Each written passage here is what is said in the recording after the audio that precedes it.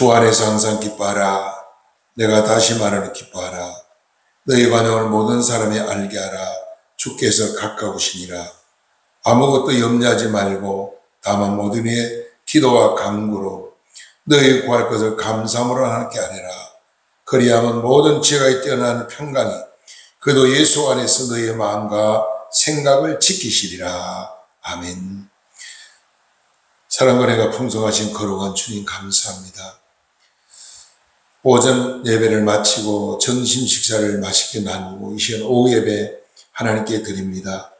두세 사람이 모인 것에도 주님이 함께한다 약속한 주님, 비록 적은 무리가 모여 하나님께 예배드릴지라도 이 자리에 성령 임재하셔서 우리의 찬양과 기도를 받으시고 하나님의 영광 나타나게 하여 주시옵소서. 예배를 통해 하나님을 기쁘게 해드리고 예배를 통해 우리 자신이 은혜를 받으며 치료받는 시간, 회복되는 시간, 하나님께 큰 영광 주시는 은혜의 시간 되기를 원합니다. 성령님 이 자리에 기름 부으시고 성령으로 충만하게 하여 주시옵소서. 예수님 이름으로 감사하며 간절히 기도드리옵나이다. 아멘. 찬송가 260장 부릅니다. 260장.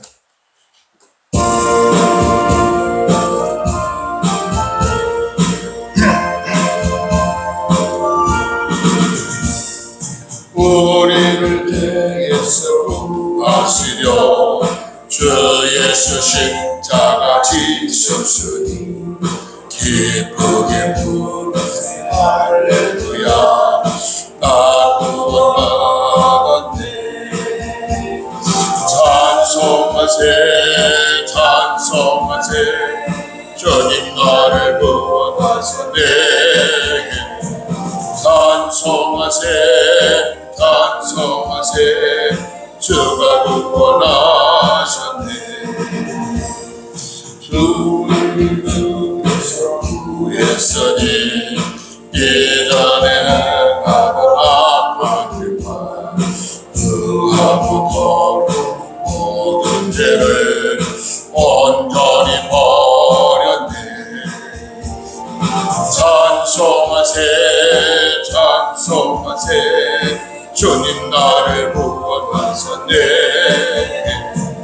찬송하세 찬송하세 주가 구원하셨네. 나 지금 죄 사함받아 거룩한 백성이 되었으니 이 육신 장막을 벗을 때도 찬송하세 찬송하세 주님 나를 구원하셨네. 찬송하세 찬송하세 주가 구원하셨네. 우리가 이 세상 떠날 때에 예수의 성품을 붙들지 않고 영원히 즐거운 천국에서 함께 살겠네. 찬송하세 찬송하세 주님 나를 구원하셨네. 찬송하세 찬송하세 주가 구원하셨네. 찬송 한 장 더 드리겠습니다. 257장.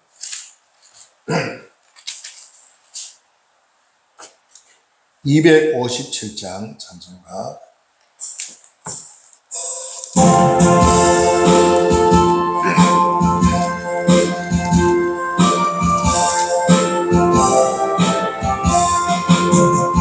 마음에 가득한 어심을 깨치고 지각히 화평한 마음으로 찬송을 흐르는 어린 양 예수의 그 피로 속죄하거든네.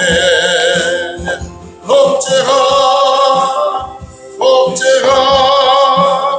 주 예수 내 죄를 속겠네. 할렐루야 소리를 아파요 함께 찬송하세 그 피로 속죄함 얻었네 범이나 은같이 없어질 몸으로 속죄함 받은 것 아니요 거룩한 하나님 어린 양 예수의 그 피로 속죄함 얻었네 속죄함 주 예수 내 죄를 속겠네 할렐루야 소리를 아파요 함께 찬송하세 그 피로 속죄함 얻었네 나같은 죄인이 용서함 받았어 아무도 확실히 믿기는 어린 양 예수의 그 피로 속죄함 얻었네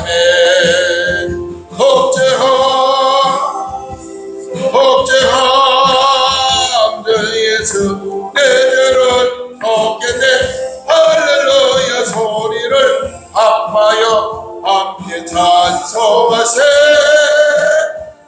그 피로 속죄함 얻었네 거룩한 천국에 올라간 위에도 은혜의 찬송을 기쁘게 부르면 어린 양 예수의 그 피로 속죄함 얻었네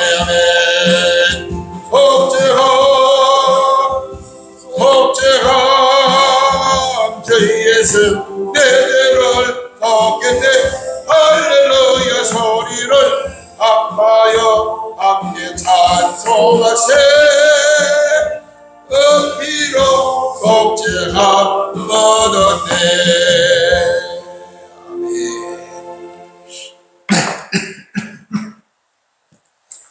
은혜 받을 하나님 말씀은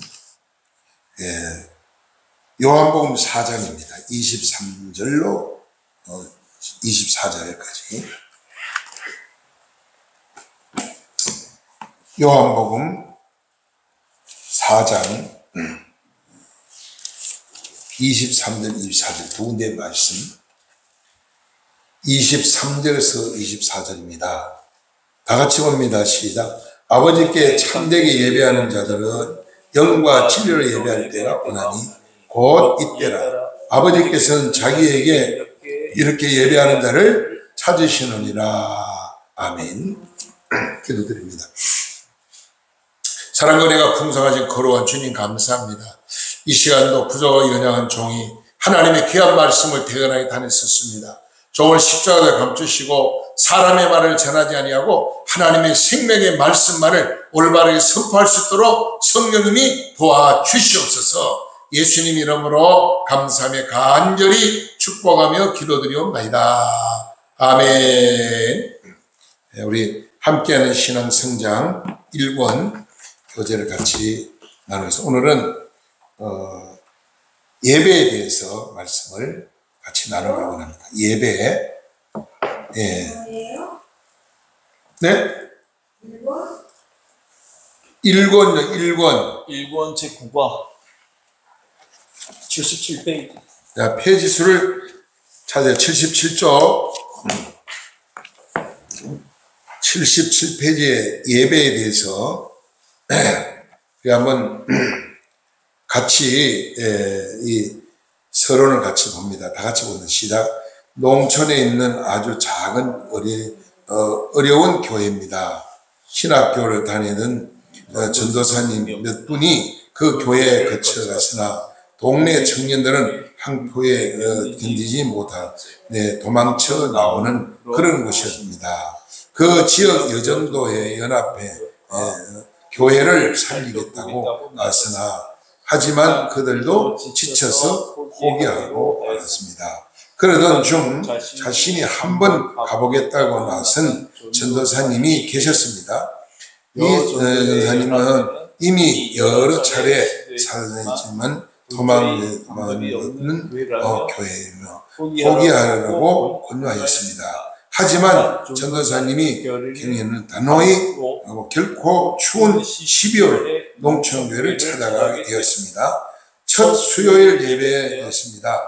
소문이던 동네 청년들이 웅덩웅덩거리는 소리 들렸고 이내 예배당 함석 지붕으로 우두두하며 돌이 떨어지는 소리가 연하게 들려왔습니다. 전도사님이 이런 것을 보지 않고 계속 예배를 드렸습니다. 동네 청년들이 8명이 신발을 신은 채로 밖에서 들어와 큰 울음으로 노래를 듣고 아주 마음대로 마음을 두드리고 담배를 피우며 소란을 피웠습니다. 예배를 수선한 공포인의 속에서 마친 후 교회 근처에 써놓은 방으로 돌아갔습니다. 교회에서 소란을 피웠던 청년들이 술에 취해 소변물을 손에 든 채 찾아왔습니다. 그들은 전도사님에게 병신이 되어 나갈 것인지 지금 살아서 나갈 것인지 선택하라고 했습니다. 그때 전도사님이 대답했습니다. 나는 많은 전도사님들이 이곳에서 왔다가 도망갔다 피하였다는 사실을 이미 알고 있습니다. 그래서 나는 병신이 아니라 이제 죽어 시체가 되어 나가기로 맘먹음으로 알아서 하십시오. 대답을 들은 청년들은 그래서 그렇다면 얼마나 가는지 두고 보자 하면서 그날 저녁으로 그대로 몰려왔습니다. 전도사님은 밤마다 울부짖으며 철야 기도로 드렸으나 청년들이 예배를 계속 합니다. 수요일 저녁에 수요일 낮 예배에 계속 떠들며 소란을 피우며 방해를 하였습니다. 그럴수록 전도사님은 더 간절히 하나님께 기도드렸습니다. 주여 제게 시체가 되어 나가든지 하나님이 이름에 웃음거리가 되지 않게 하옵소서. 이제 동네 어른들은 물론 아이들조차도 겁을 먹고 교회에 나오지 않습니다. 전도사님은 금식을 하며 집집마다 찾아가서 다니며 신방을 시작을 했습니다. 조금만 참으면 해결되니 걱정 말고 교회에 나오세요. 청년들이 방해가 심해질 것으로 전도사님은 더욱더 기도와 전도를 열심히 했습니다. 어느 주일날 예배 시간이었습니다. 전도사님이 설교를 하고 있는데 항상 방해를 하던 청년 중 한 명이 갑자기 배가 아파 죽겠다고 눈을 제발 살려달라며 울부짖는 것이었습니다.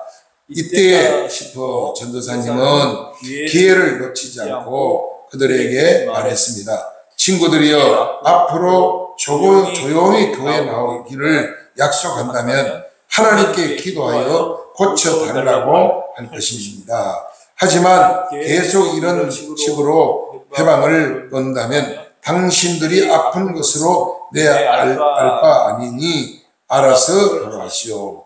그러는 찬송가 390장을 불렀습니다. 1절에 끝나자 청년들이 모두 무릎을 꿇고 잘못했다. 전사님 살려달라고 부르짖습니다. 전도사님은 아픈 청년을 위해 기도를 해 주었습니다. 배가 아파서 숨조차 제대로 못 쉬던 청년이 안색이 돌아오며 평안해졌습니다. 친구들이 말했습니다. 너 때문에 우리 앞으로 교회 나오기로 약속했으니까 너도 나와야 하는데 그 일 후에 청년들은 주일마다 되면은 제일 먼저 나와서 앞자리에서 예배를 드렸고 봉사와 헌신에 앞장서 명계교회를 부흥시키는 데 큰 힘을 했습니다. 어려운 문제는 날마다 기도에서 믿음으로 기도한다면 하나님은 교회를 부흥시켜 주십니다. 예. 이 시골 작은 교회에 있었던 일이죠. 명계교회란 작은 교회인데 이 교회는 동네에 아주 깡패들이 많았다는 거죠. 그래서 거기에 전도사님들이 오면은 이 청년들이 와서 전도사님을 두드려 패기도 하고 교회 와서 그냥 행패를 부리고 그래서 결과적으로 그 교회에 심호할 수 없는 이런 고통이 있었다는 거죠. 바로 이 사건은 제가 전도사 때 있었던 일입니다.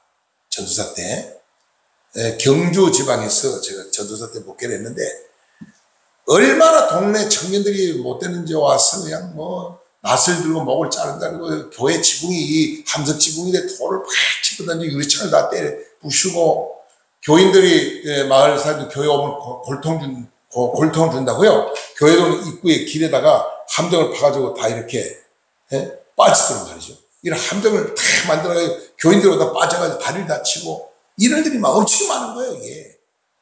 그러면서 맨날 저를 죽이겠다는 거예요. 너 이 새끼 전사 너 이 동네 떠나자는 거 죽인다는 거예요. 가라는 거죠. 나는 여기에 죽으러 왔으니 죽이려면 죽이라고 그때 내 결혼하기 전 청년 시절이었거든요. 아주 강력하게 나갔죠. 그래서 더 마귀 사탄은 더 강하게 역사를 해요, 이놈들이도. 근데 어느 날 그 깡패 대장이요 배가 꼬여가지고 병원에 갔는데 병원에서 못 살린다는 거야. 죽는다고. 장로님처럼 죽는다고. 그래가지고 이제는 나가서 죽을 준비를 하러 그러니까 집으로 왔는데 막 배가 꼬여가지고 완전히 막 사람이 새파래 얼굴이 다 막 죽어가지고 말도 못하는 거예요.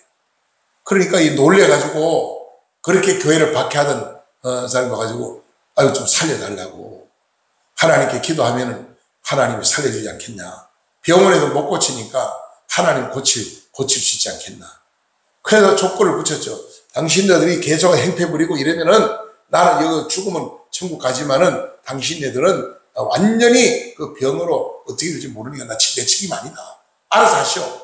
그렇게 막 배짱을 튕겼더니요. 이 청년들이 무릎을 꿇고 살려달라는 거죠. 그래서 그 청년이 한 8명이 아주 그 마을의 주동인데 얘들이 동네를 아주 휘주고 다녀요, 그냥.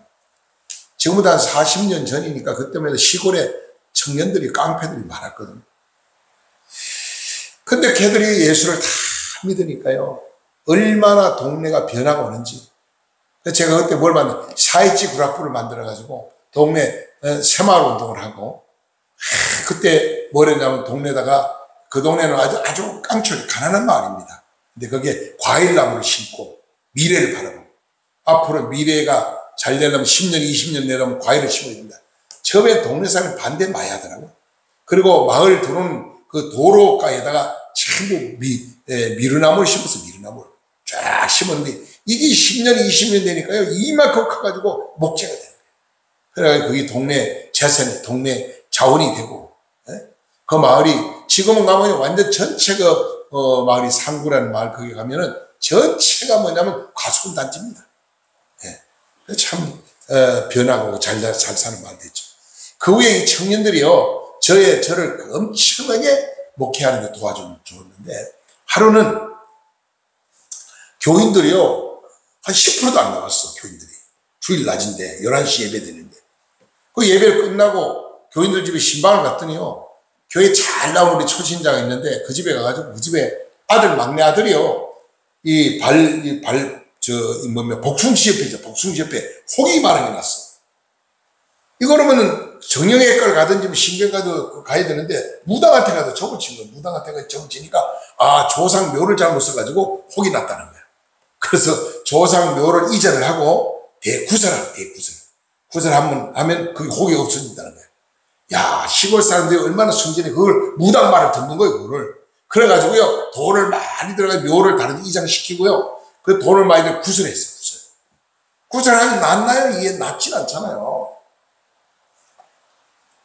그리고 또 한 번은 교인들이 또 막, 낙심의 교회를 안 나와요. 왜 안 나오냐고 가보니 신방을 갔더니요, 그 교회 좌우에 산동네, 올라가서 그 산 중간에 암자절이 하나 있어요. 그게 포살이 사는데 집집마다 돌아다니면서 절에 다니다가 예수 믿으면 다 망한다고 죽는다고 사기를 치는 거예요. 그러면 시골 사람들 얼마나 순전해. 그러니까 또 그 보살 말을 듣고 교회를 안 나오는 거야. 겁이 나가지고. 다 망한다 그러니까. 그래가지고 내가 얼마나 화가 나는데 청년들 다 불러서 그때 행동대원 하던 깡패들 얘들을 불러가지고 다 세례받고 걔들이 다 교회 일꾼이 됐어요. 주례 교사는. 근데 야 지금 저 암자 그 보살이 말이야. 우리 교인들 집중 찾아가지고 절에 다니다가 교회 다니면 다 망한다고 그래가지고 우리 교인들 겁먹고 오늘 교회를 이렇게 안 나왔다는데 우리 절까 때려 부수자고 올라가서. 그러니까 걔들이 말 잘 듣거든. 야 너는 휘발유 사와. 휘발유 사와서 그리고 전부 다 꽃게 하나 가져오라고. 망치 큰 오한망하고 꽃게 가져오라고 그랬더니 다 가져왔어. 그래 가자 절대 작은 때로 가자. 올라갔더니요 마침 암자에 아무도 없어. 그 보살이 어디가 없더라고. 그래가지고 내가 제일 큰 부처를 내가 먼저 오한마로 때려 부술 테니까 만약에 피가 나거나 거기서 아야 소리 지르면 너희들 빨리 도망가. 아니면 너 죽으니까. 그래서 내가 오한마로 딱 때리니까요 와장창 부는데 이게요 금덩어리가 아니더라고. 나는 진짜 이게 뭐 금으로 반짝반짝 칠해지 금덩어리인 줄 알았어요. 쇠덩어리도 아니고 이게 그냥 뭐 박사 깨지더라고. 그래가야 청년들이 막 그냥 거기 있는 부처도 다 때려 부셔버리고 휘발로 싹 뿌리고 불지르고 내려왔거든 우리가. 그러니까 그 세상 사람 귀신같이 안단 말이 있잖아요. 이 보살이 교회에서 그런 걸 어떻게 알았어. 교회에서 교회 전도사가 동네 청년들 동원해 그렇게 따라가지고 저를 또 경찰에 고발했어요. 고발해가지고 갑자기 형사가 저를 잡으러 왔더라고. 있거나. 그래서 경찰 잡혀가지고 조사를 받는데 유치장에 들어가 있어요. 그때 유치장에 들어가 있었어요. 그런데 이제 내일이면은 경찰서장이 검찰을 넘겨야 돼. 마지막. 근데 경찰서장이 가만히 생각하니까 마침 그 서장님이요. 교회 장로님이었어요. 장로님이 사건이 보니까 이거 좀 희한한 사건이거든. 교회가 절간 부수다가 전도사 구속됐으니까 좀 도와야 되겠다는 마음이 들었는지 직원들 시켜가 야 이거 시청에 연락해 이게 허가를 받은 건물이고 무허가인가 좀 조사해보라니까 다행히 이 건물 무허가예요. 무허가. 그러니까 시청에서요 우리가 철거발을 동원해 돈 들여 우리가 부셔야 되는데 교회에서 부숴줬으니까 돈 안 들고 교회에서 철거했으니까 우리가 교회에다 감사장 드려야 됩니다. 그래가지고 저한테 감사장 하나 받고 그럼 나는 감옥도 안 가고 경찰 풀어나가지고 동네 와서 다니니까 동네 사람들이 막 그때부터 저를 그냥 막 진짜 하나님을 생각하더라고. 해결사가 뭐든지 사건에서 저를 찾아오는 게 도와달라고. 아파도 기대해달라고 찾아오고 무슨 자녀들이 사건이 돼가지고 감옥 가기 생겨 좀 풀어달라고 찾아오고 하여튼 뭐 별별 사건들이 많이 생기는데요. 하나님이 그 교회를 부흥시키려고 그러니까 막 계속 그런 사건상을 통해서 전도하게 만들더라고요. 그래서 예배당을 새로 지었어요. 사택도 좀 많이 있는 사택도 새로 짓고 하나님은 살아계십니다. 그래서 제가 목회를 보니까요. 예수님을 박해하는 사람, 기독교를 박해하는 사람 이거 하나님 그냥 안 둬요. 지금 저 러시아도 이거 뭐야 이름 뭐야 러시아 대통령이 푸틴. 뭐 이름 뭐지? 푸틴. 프린튼인가? 푸틴. 네, 맞아. 푸틴도 기독교를 굉장히 박해하는 거예요. 푸틴도. 그러니까 지금 욕심이 생겨가지고 우크라이나 먹으려고 전쟁했다가 지금 당하고 있잖아요. 전 세계 중 우리 민주주의 세력들 붙어가지고 도와주잖아요. 저 푸틴 생명이 저 어떻게 될지 몰라요. 러시아가 망해야 중국하고 북한이 힘을 못 씁니다. 하나님이 그렇게 작업해서 북한하고 중국을 맹목성이 만들는지는 몰라요.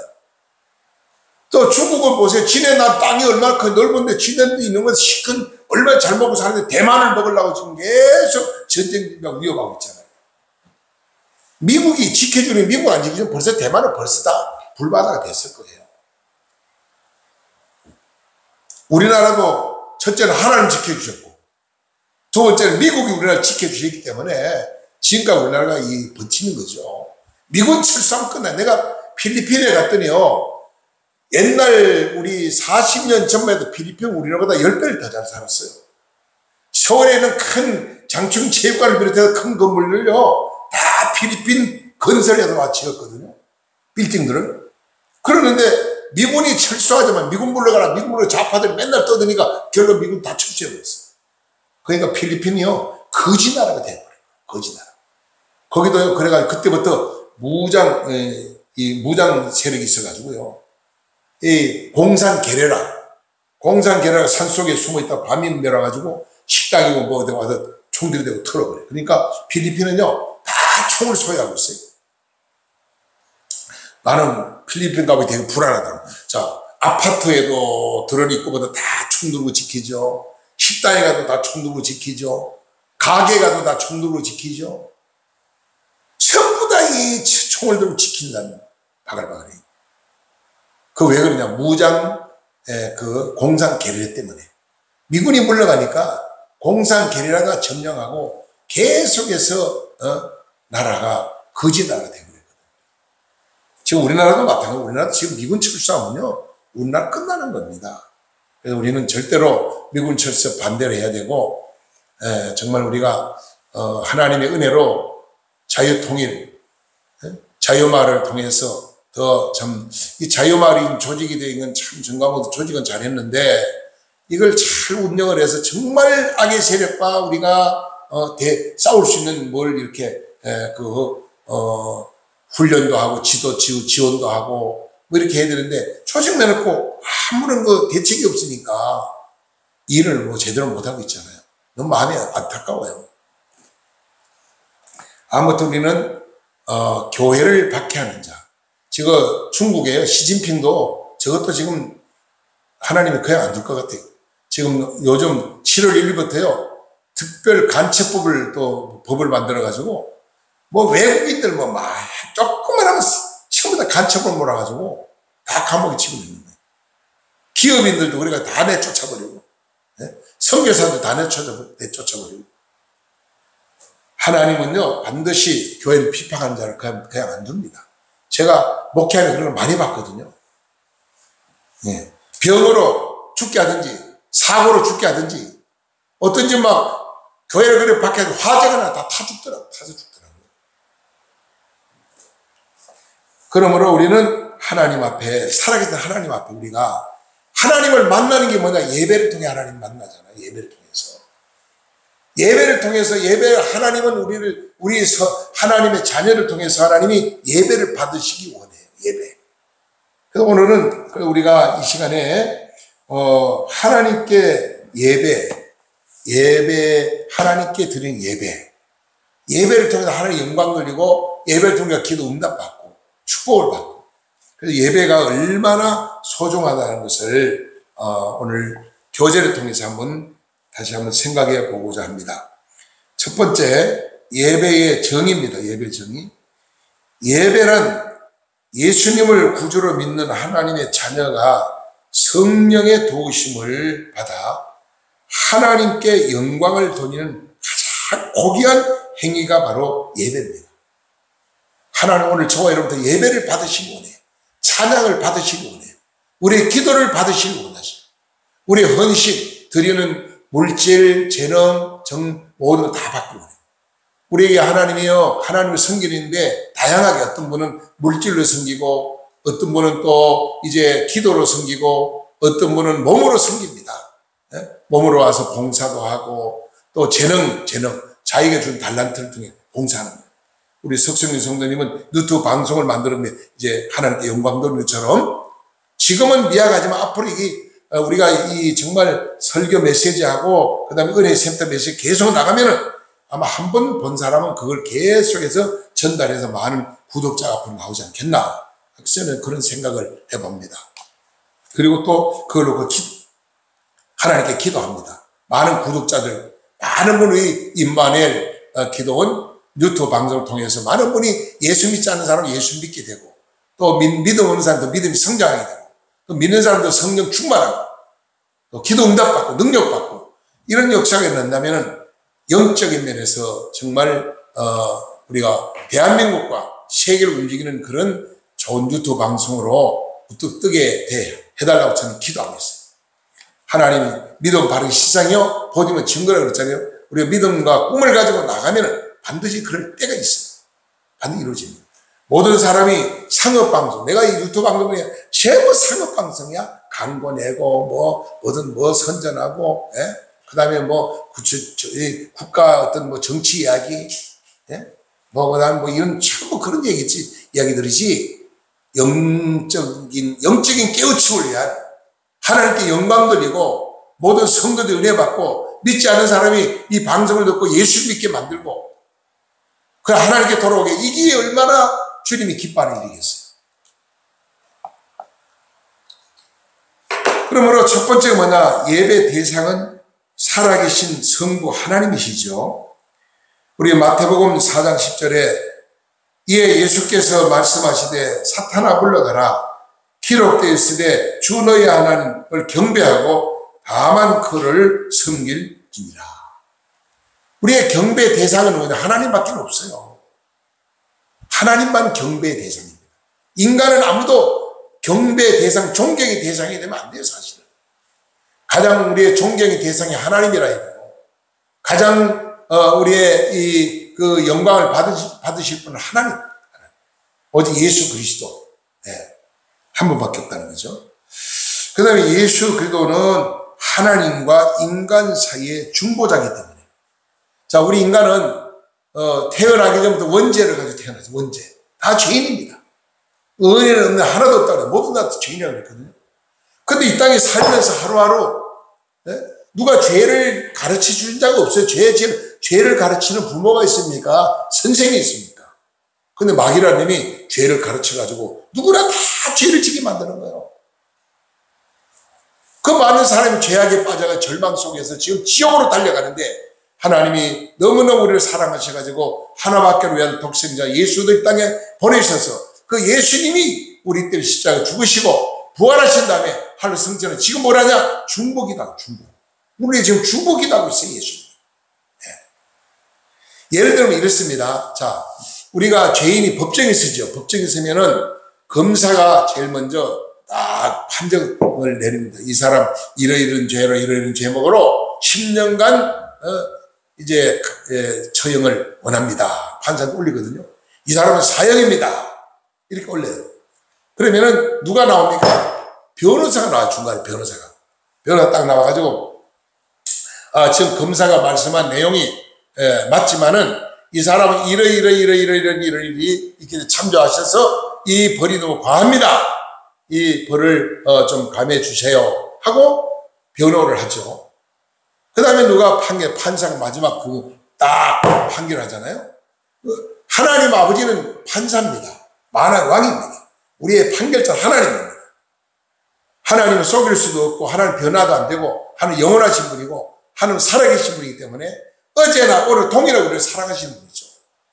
근데 예수님이 우리를 위해서 십자가에 죽으셔서 3일 만에 부활하신 다음에 하늘로 구름다가 성천하신 다음에 지금도 중보기도를 하고 계신 우리를 무슨 얘기냐면, 이제 마귀는 변호사, 뭐와 같아? 검사와 같아, 마귀는.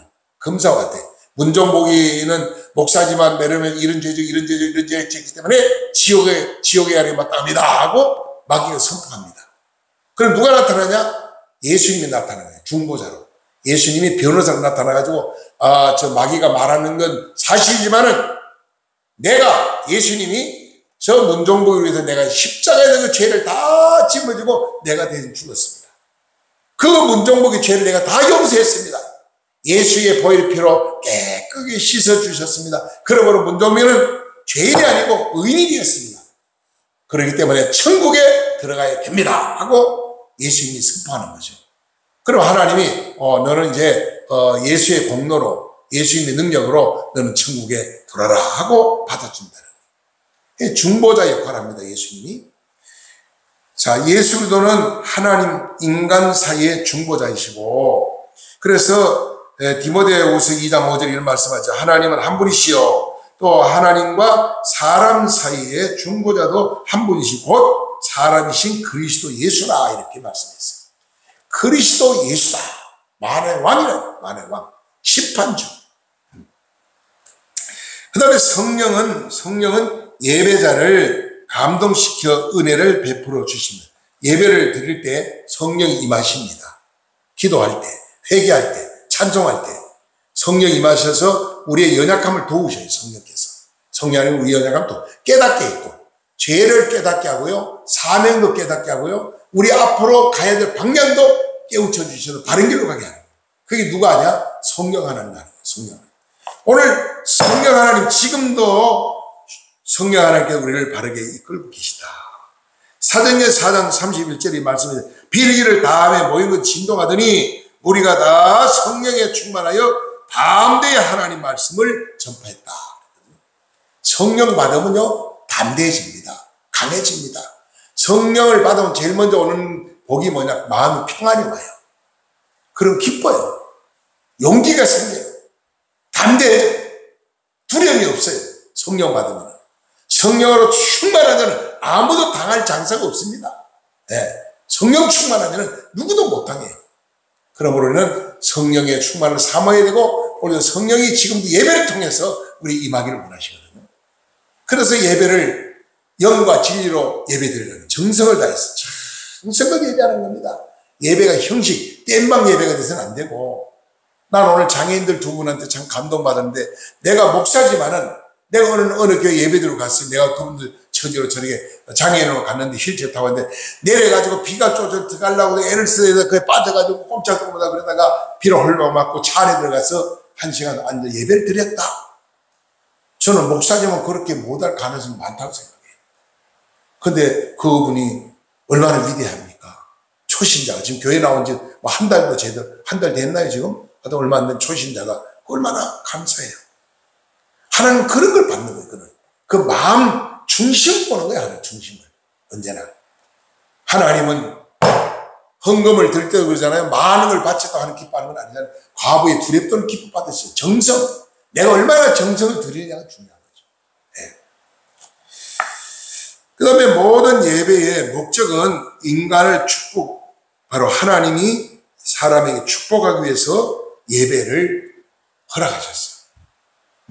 예배를 통해 만나기도 하죠. 영적으로 만나죠. 인격적으로, 영적으로 만나는 거예요, 하나님을. 그리고 예배를 통해 하나님이 우리에게 복을 내려준다. 복받는, 예배 드리는 시간은 복받는 시간이다. 복받는 시간. 성경에 이렇게 말씀했거든요. 역대상 16장 28절 29절 이런 말씀을 합니다. 여러 나라의 종들이 영광과 권능이 여호와께 돌릴지어다. 여호와께 돌릴지어다. 여호와의 이름이 합당한 영광 그에게 돌릴지니라.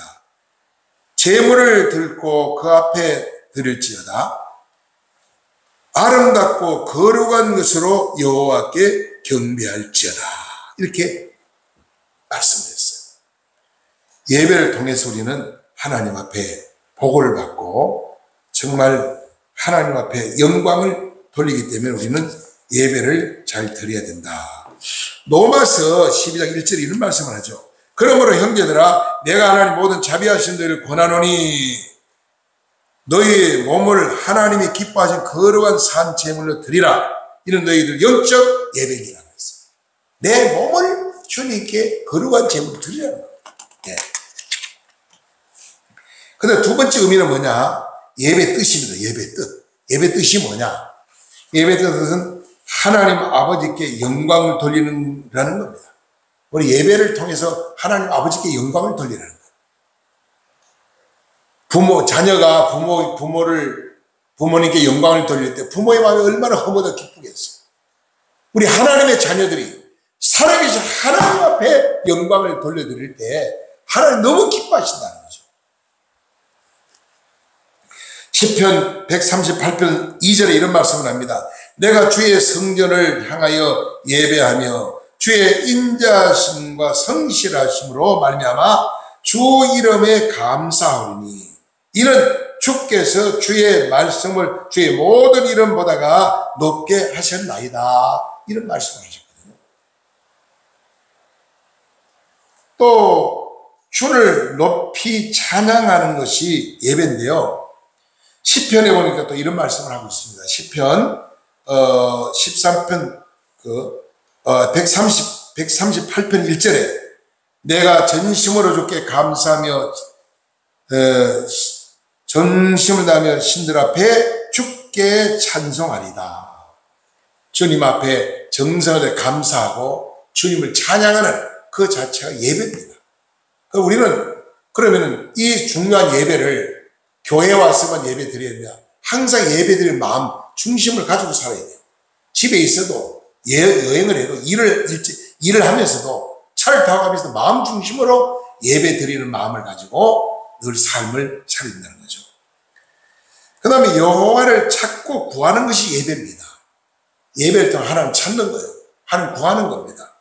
시편 24편 6절에 이런 여호와를 찾는 족속이요 야곱의 하나님의 얼굴을 구하는 자로다 셀라 하고 찬양했죠. 세 번째 예배 요소입니다. 예배의 요소는 뭐냐? 예배 요소는 올라가는 요소.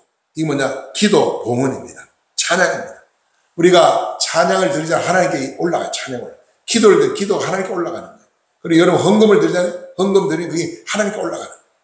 여러분 재능을 받자 몸으로 봉사하고 뭐 교회 식당 봉사도 하고 청소도 하고 차량 봉사도 하고 안내도 하고 전도도 하고 하잖아요. 이 모든 것이 하나님 그대로 올라가는 거예요. 상달되는 거예요. 그 다음에 내려오는 요소가 있는데 뭐냐? 말씀의 응답이 내려오고 하나님 축복이 내려옵니다. 예배를 잘 들을 때 은혜를 받아요. 예배를 무시하면 절대 은혜 못 받습니다. 예배의 시간을 사모하고 예배의 간절한 마음으로 뜨겁게 열정적으로 하나님께 예배 드릴 때 은혜를 받는 거예요. 말씀의 은혜를 하나 받을 수 있어요. 네 번째는 뭐냐? 예배 종류가 있는데요. 예배 종류는 뭐 다양합니다. 공적인 예배는 우리가 주일 낮 예배 우리가 지금 11시에 드리고 오후 1시에 드리잖아요. 그런 예배가 있고 또 주일 오후 예배 매 주일 오후에 우리가 찬양 예배를 드립니다. 그리고 3일 우리는 목요일 날 나라상 기도가 있기 때문에 수요 예배를 대진 평화교회 가서 제가 후원해주는 거기가 섬기고 있어요. 대진 평화교회 성도가 없기 때문에 제가 가서 이제 김석기 목사님 목회를 도와주고 있죠. 이렇게 우리는 수요 예배가 있고 우리 임마늘 재단에는 목요일마다 나라 사랑 오후 2시에 나라를 위해 기도의 사명자가 모여서 나라를 위해서 가정을 위해서 세계를 위해서 남북 통일을 위해서 교회 부흥을 위해서 한국교회 목사님들 선교사님들 위해서 국군 장병과 경찰관과 모든 위기 가정과 모든 사람을 위해서 우리가 기도하지 않습니까? 다양하게 큰 프로젝트를 가지고 하나님께 부르짖고 기도하고 있습니다. 예. 새벽 예배가 있어요. 우리는 지금 우리 임마누엘 기도는 새벽 6시에 지금 새벽 예배를 드리고 있어요. 매일 새벽 6시에 새벽 예배. 보통 다른 교회는 5시에 드리는 교회도 있고 4시에 드리는 교회도 있어요. 시간은 뭐 교회마다 다릅니다. 예, 또 연령별로 뭐 이런 구역 예배가 있어요. 구역은 그 교회 자기가 사는 동네 마을마다 이렇게 해서 뭐 2집, 3집, 4집, 5집 해가지고 구역을 만들어서 금요일마다 구역 예배를 드리고 또 이렇게 구역 공부도 하고 그렇게 하죠. 교제를 나누죠. 구역 예배가 있고 또 뭐 신방 예배 오늘 우리가 오후에 이제 최홍준 목사님 가지고 신방 가는 것처럼 이런 신방 예배도 있고 병원에도 뭐 환자 또 입문가 병원에 가서 예배 드리기도 하고 이렇게 하죠. 5번째 예배 방법입니다. 예배 방법. 자, 예배 방법은 개인과 단체 내용에 따라 다를 수가 있습니다. 성경에서 나타나는 예배의 방법은 우리가 여러 가지 면이 있는데요. 첫 번째는 뭐냐? 명령에 따라. 창세기 22장 5절에 보니까 이에 아브라함이 종들에게 이르되 너는 나귀와 함께 여기서 기다리라. 내가 아이와 함께 저기 가서 예배하고 너희에게로 돌아오리라. 지금 아브라함은 어떤 예배입니까? 100살까지 자식이 없었는데 100세대가 아들 하나를 하나님 주셨어요. 그래가지고 그 아들이 얼마나 귀중한 아들입니까? 그런데 하나님은 명령을 내립니다. 아브라함아, 너 100세 난 아들 제물로 바치라. 구약시대 제물은 뭐예요? 소와 양을 잡아가지고 피 흘리는 제물 하나님께 드리면 하늘 불이 내려가 그래서 제단을 살려 다 불로 사는 예배였거든요. 그러니까 아브라함이 하나님 돌았습니까? 아니 줄 때는 언제고 바치라는 데 언제입니까? 100세를 아들 그걸 내가 아까우나 어떻게 바칩니까? 한마디 없었어. 안 했어. 아멘하고 순종하고 아들을 데리고 종들 데리고 나무를 짊어지고 아들 데리고 이제 모리아산으로 가는 거예요. 하나님에 따라 들으러 가는, 아들을 제물로 바치러 가는 겁니다. 지금 백세라는 아들 제물로 바치러 가니까. 근데요, 아브라함의 믿음도 참 중요하지만 대단하지만 그 아들 이삭의 믿음이 나는 참 훌륭하다고 봐요. 아들이 중간쯤 가다 아들이 물어봅니다. 아버지, 제대로 쌓을 나무도 있고 불도 있는데 재물은 어디 있으면 재물이 없잖아. 지금 소도 안 가져가, 양도 안 가져가, 뭘로 드려요? 그러니까 아브라함은 재물은 여호와 하나님께 준비해 놨다, 걱정하지 말라. 그럼 올라가잖아요. 모리아산에 가서 단을 쌓더니 드디어 어떻게 해요? 거기다 이제 장작을 쌓고 불을 지르기 전에 이 아들 백세는 아들 이삭을 꽁꽁 묶어가지고 나무에 올려놓잖아. 그때 이삭이 깨닫는 거죠. 하나님이 너를 제물로 바치라고 그랬다. 그러니까 이 아들이 얼마든지 반응할 수 있잖아요. 그것은 젊은 청년 시절인데 아버지한테 얼마든지 반응하고 도망칠 수 있지만은 이삭은 순종하는 겁니다. 하나님이 나를 제물로 바치라고 그랬다면 당연히 순종해야지. 그리고 다 제물을 바치려고 준비해서 이제는 칼을 들고 자기 아들 목을 쳐서 피를 내가지고 제물로 바치려고 그러는데 하나님이 급하게 음성이 들리니 아브라함아 그 아들의 칼을 손대지 말라.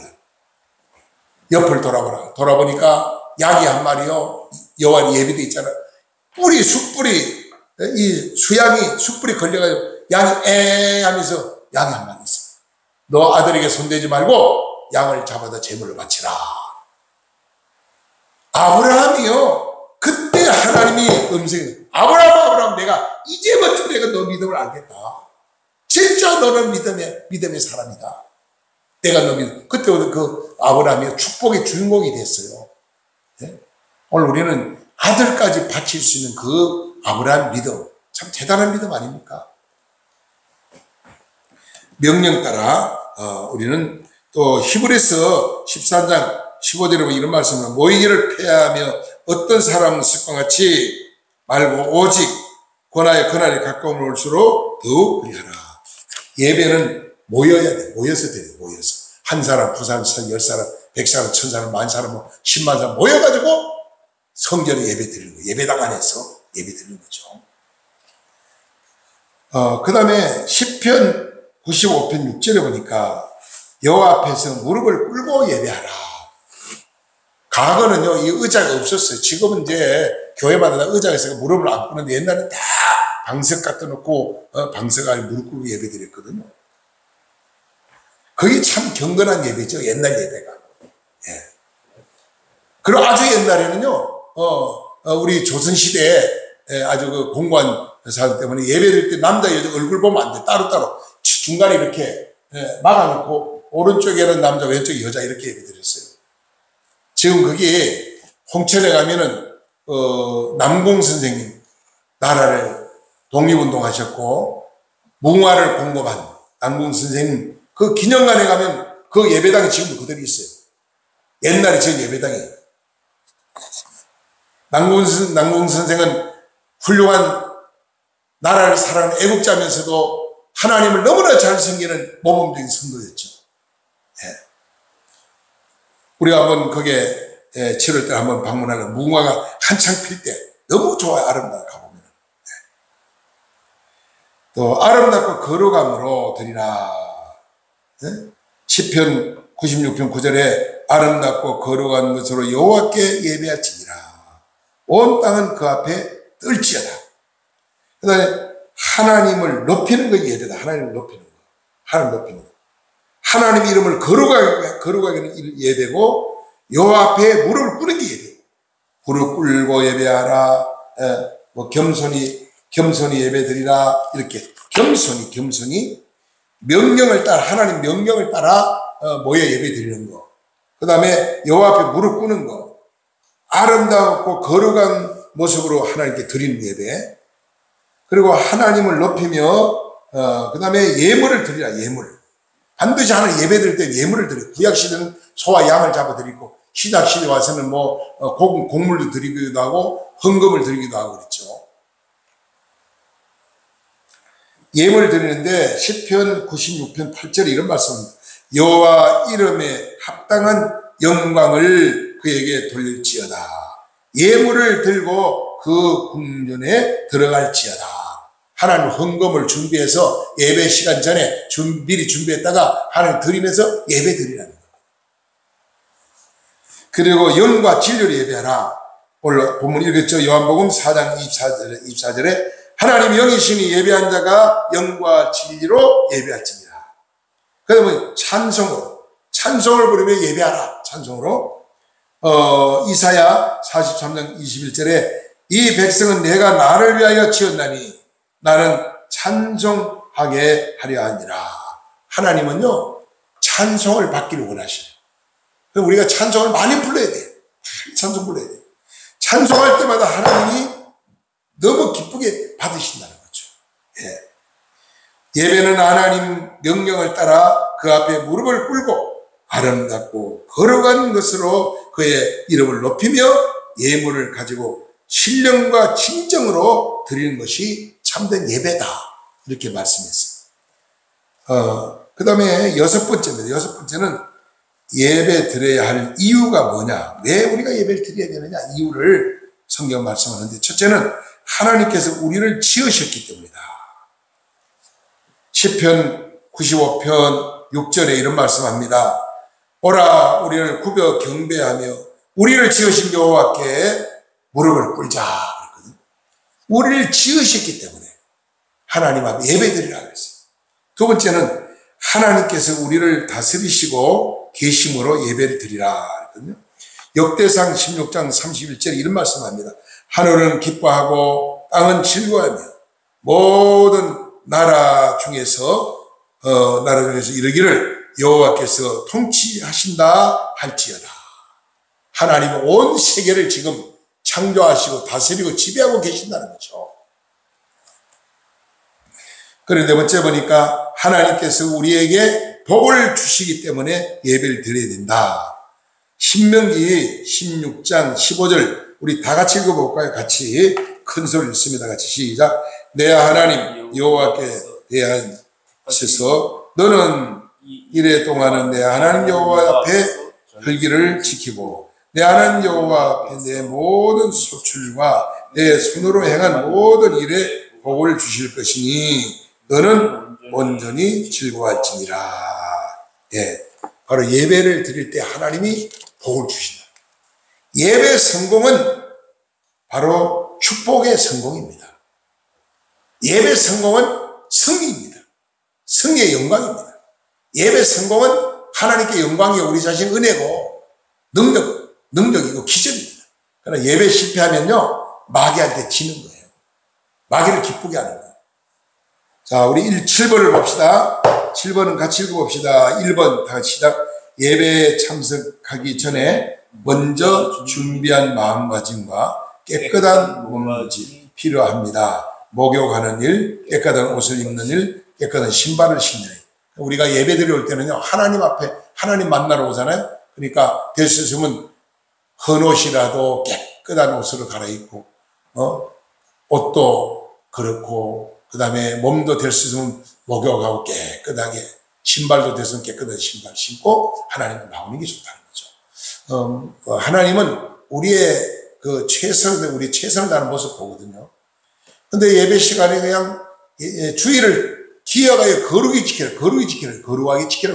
기억하고 거룩히 지키라. 엿새 동안은 열심히 하고 제칠 안식일 거룩히 지키라 그랬는데 우리가 6일 동안 기억을 하고 있어야 돼요. 주일날을 기억하고 주일날 갈 때는 어떤 옷을 입을까, 어떤 신발을 신을까, 또 내가 어떤 마음가짐을 가질까. 그러면서 하나님 앞에 내가 이번 주는 무엇을 드릴까. 하나님께 헌금도 드리고 미리 준비하고. 어떤 분들은요, 새돈이 생기면 그거 딱 따로 모아놨다가 주일날 하나님 헌금 드리더라고요. 뭐 새돈 드렸다고 하나님도 기뻐하는, 하고 복을 받는다. 그런 지인 성경 없지만은 정성이죠, 정성. 예를 들어서 우리가 잔치집에 갈 때도, 미리 기억하고 양복을 빼입고, 잔치집에 가 부주 낼 거 준비하고, 그러고 가잖아요? 친구를 만나러 가도 깨끗하게 갈아입고, 정장을 하고, 뭔가 준비해서 가지 않습니까? 단장해가지고. 근데 하나님 앞에 우리 하나님을 만나러 오는데 대충 그건 안 되죠. 정성이 필요합니다. 우리 옷차림이라든지 그 다음에 신발이라든지 모든 것이 다 몸가짐 내 몸도 깨끗한 몸으로. 그 다음 두 번째 같이 봅시다. 지은 죄를 회개하며 은혜를 사모하는 마음으로 예배 드려야 합니다. 두 번째는 지은 죄를 하나님과 회개하라는 겁니다. 회개하면서 감사하는 마음으로 예배를 드리라는 거예요.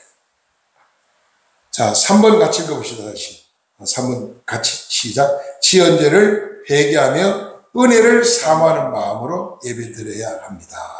4번 다 같이 큰 소리 시작. 설교 시간은 목사님을 통하여 하나님께서 우리에게 생명의 말씀을 주시는 시간입니다. 한 말씀도 놓치지 말고 집중해서 하나님께서 내게 주시는 말씀을 경청해야 합니다. 하나님은 은혜를 받는 시간입니다. 그래, 우리가 이 설교 시간이 예배 중에 아주 중요합니다. 설교 시간 내가 오늘 목사님 말씀 내가 은혜를 받아야지. 한 말씀은 놓치지 말아야지. 여러분, 사모하는 마음으로 말씀을 받으면 은혜를 받아요. 그러나 목사님 오늘 설교 그렇고 그렇지 무슨 은혜가 있을까? 그래서 주일날 교회 안 가면 하나님 벌 받을지 모르니까 벌 안 받으려고 교회 주일날 가야지. 이런 마음으로 예배돼서는 안 된다는 거죠. 설교 시간이 어린아이가 설교를 해도 누가 설교를 하나님 말씀을 전할 때는 겸손한 마음으로 아멘으로 말씀을 받으는 겁니다. 자, 다섯 번째 우리 한번 같이 읽어봅니다. 다섯 시간.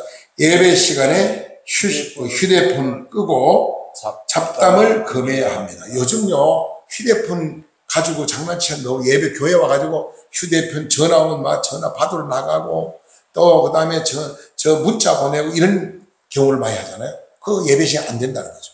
그러면 예배가 정성이 없는 거예요. 예배가 흐트러지는 거예요. 예배 시간에 아예 핸드폰을 진동을 해놓든지 아니면 아예 꺼놓든지 그리고 오직 예배 시간에만 집중해서 예배 끝나거나 문자도 보내고 전화 통화하고 그렇게 해야 된다는 거죠. 그 다음에 또 여섯 번째 아주 중요합니다. 같이 봅시다. 다시 시작. 예배 중에 졸거나 다른 생각을 하면 안 됩니다. 예배 시간 어떤 분 졸다가 가는 분이 있어요. 다른 시간 안 좋은데 설교가 시간 되면 졸아. 설교 시간 안 되면 졸아. 설교 시간 안 되면. 그런 분은 영적으로 병들어서 그래요. 영혼이 병들어서. 영혼이 병드니까 닭이요. 저는 축산과를 나왔잖아요. 대학에서 고등학교 가보니 축산과인데 병아리 키워가지고 잘 크던 닭이요. 작게 졸면은 그건 얼마나 죽어요. 병들은 저거예요. 죽어요. 그럼 예배 시간에 자꾸 졸면은 영혼이 병들었기 때문에 영혼이 죽습니다. 불쌍한 거예요. 거의. 정신을 바짝 차리고 집중적으로 예배를 드려요. 예배. 하여튼 우리 신앙생활에 예배가 제일 중요한 예배가 중요한 예배가. 예. 그 다음에 일곱 번째 같이 봅시다. 시작. 예배는 마지막 담임 목사의 축복기도 끝난 후에 나갑니다. 여덟 번째, 예배 후에는 성도들과 인사를 나누고 교제를 하여야 합니다. 예. 근데요, 어떤 분은 예배 설교만 끝나고 가는 분도 있고, 어떤 분은 예배 축도 전에 가는 분이 있어요. 교인들 중에 보면. 그거는 온전한 예배가 아니에요. 예배 시간 전에 와서 예배 목사님 축도 끝날 때까지 참여해야 그게 진짜 올바른 예배라는 겁니다. 하나님 앞에 예배를 잘 드리면요, 우리가 하나님이 기뻐하고 은혜를 받고 축복과 능력받기 때문에 예배가 살아있는 예배가 돼요. 살아있는 예배. 예. 자, 거울보기 같이 읽어보고 말씀 마칩니다. 거울보기 다 같이 봅니다. 시작. 찬양대원이 온 선생은 찬양의 연습 시간과 예배 시간에 쓸데없이 옆 사람을 잡음하고 수시로 핸드폰을 문자로 보내 중요한 문사를 찌푸리게 하였습니다. 그런데 어느 날부터인가 찬양 연습 때에는 예배 시간에도 이상하리라 만큼 조용해졌습니다. 온 교회 사람들이 전부 온 선생님이 어디가 아픈가, 누군가 싸우는 것은 아닌가, 무슨 어려운 일이 있는가 걱정을 하였습니다. 담임 목사님이 오 선생님을 불러 무슨 일인지 물었습니다. 오 선생은 요즘 무슨 어려운 일을 당하셨는지 다른 분들이 모두 걱정을 합니다. 그 말을 들은 오 선생은 조용히 목사님께 대답합니다. 목사님 죄송해요. 실은 제가 2달 전 예배 시간에 옆에 있는 친구의 꼬리를 볼펜으로 찌르며 장난을 했는데 강대상국에 설교하는 목사님이 뒤에서 천사 2명이 불꽃 같은 눈으로 끌어다가 저를 보고 있는 게 아니겠어요? 얼마나 놀랐는지 몰랐지요. 그 뒤로는 예배 시간에 천사가 그리고 하나님이 보고 있다는 생각을 하니 끔찍하게 되었죠. 이제 예배 드릴 때마다 예배 드리며 찬양할 때도 열심히 하겠습니다 하면서 웃었습니다. 담임 목사님은 속으로 기도드렸습니다. 주여 오 선생을 깨닫게 해 주셔서 감사합니다. 이제는 예배 시간에 졸음을 참지 못하는 성도들은 깨달음을 주실 줄 원합니다. 내가 드리는 예배에는 언제나 하나님이 지켜보는 것은 알고 신령과 진정으로 예배드려야 합니다. 예. 이 오 선생 같은 성도가 교회 안에 큰 교회는 많이 있어요. 예배에 괜히 옆 사람 막 쿡쿡 찌르기도 하고, 뭐, 킥킥 웃기도 하고, 또 장난치기도 하고, 핸드폰을 막 이렇게, 장난치고 이런 경우 있죠. 이런 부분을 우리가 예배 시간에 주의해서 정성으로 예배를 드리면은 그 예배를 하나님 앞에 영광이 되지만 내가 영이 살고, 내가 영혼이 건강해지고, 내가 성령 충만해지고, 내 마음이 평안이 오고, 하나님 응답받아서 복을 받고 승리자가 될 수 있다는 거죠.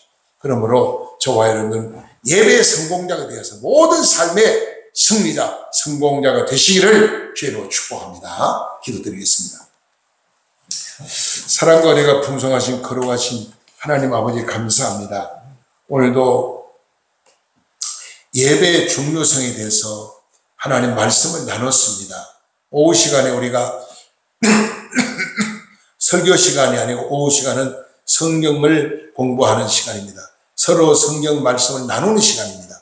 우리가 교제를 통해서 나누며 하나님의 은혜를 받기를 원합니다. 서로 몰랐던 걸 깨닫게 해주시고 또 깊은 진리를 배워서 더 믿음이 성장해서 하나님 앞에 영광 드리고 하나님 더 크게 쓰임받는 우리 모두가 되기를 원합니다. 성령의 충만한 성도들 승리자로 세워 주시옵소서.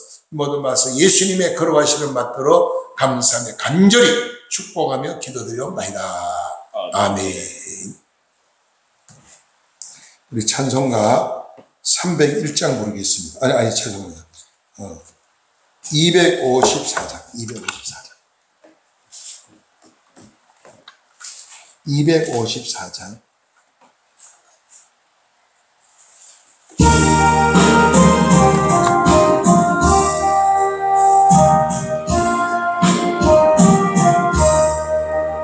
내 주의 보혈은 정하고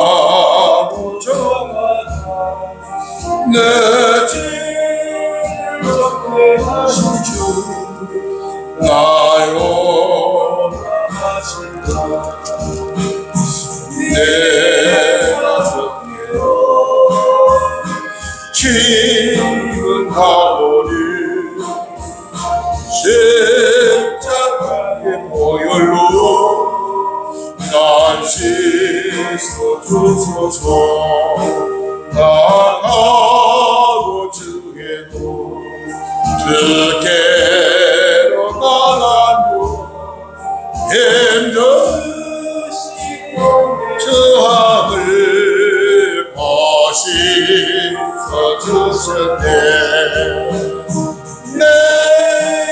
주께로 지금 하오니 십자가의 보혈로 날 씻어주소서. 오라 하시는 온전한 면은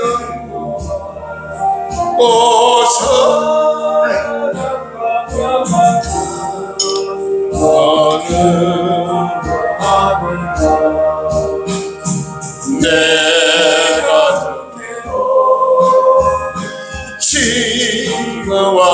하셨으니 십자가의 보혈로 날 씻어 주소서. 언제 것마다 살기를 얻었네. 없이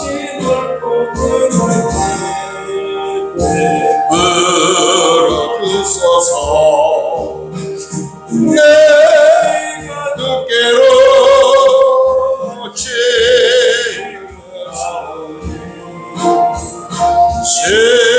십자가의 보혈로 날 씻어 주소서. 내가 맘속에 증거됩니다. 내게 그 소리 들으사 허락하소서. 내가 주께로 증언하오니 십자가의 보혈로 날 씻어 주소서.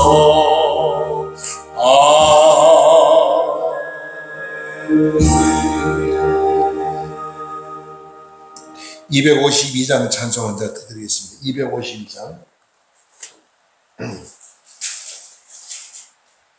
오후 찬양 시간, 찬양 예배니까요. 찬양 많이 부르면 좋습니다.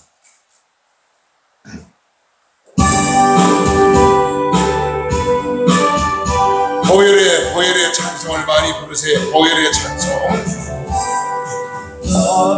죄를 씻기는 예수의 피밖에 없네. 다시 성게 어디고 예수의 피밖에 없네.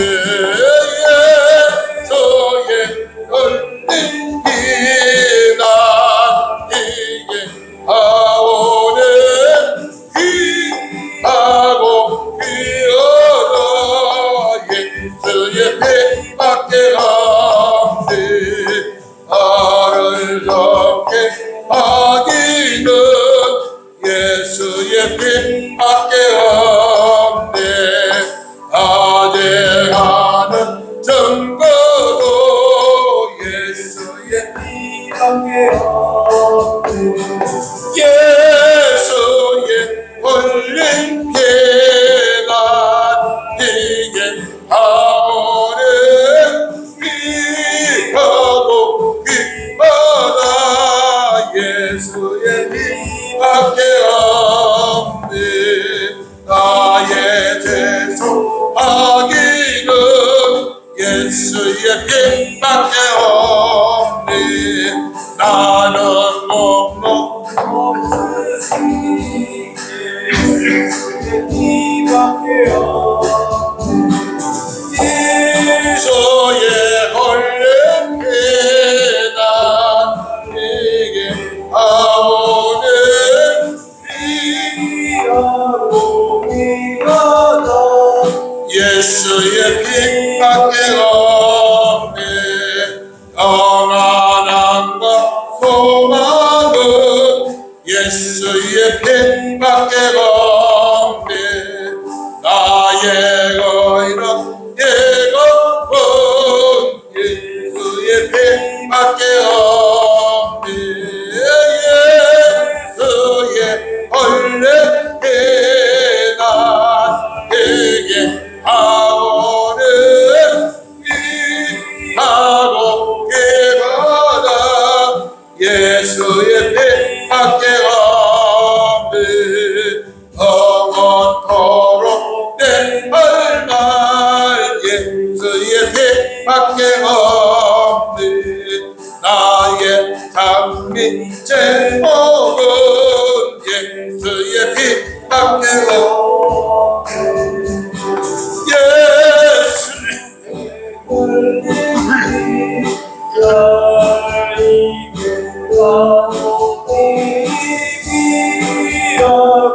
피가 예수의 피밖에 관계없네.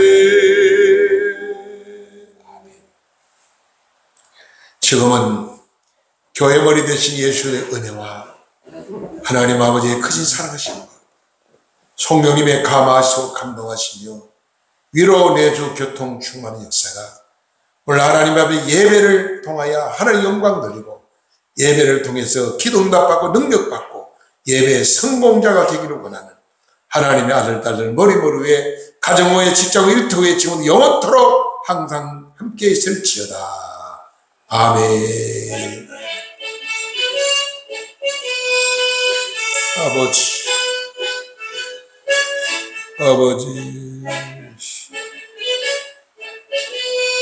주여 도와주시옵소서. 아버지 영광 받아 주시옵소서. 축복하여 주시옵소서. 승리하게 하여 주옵소서. 승리하게 하여 주옵소서.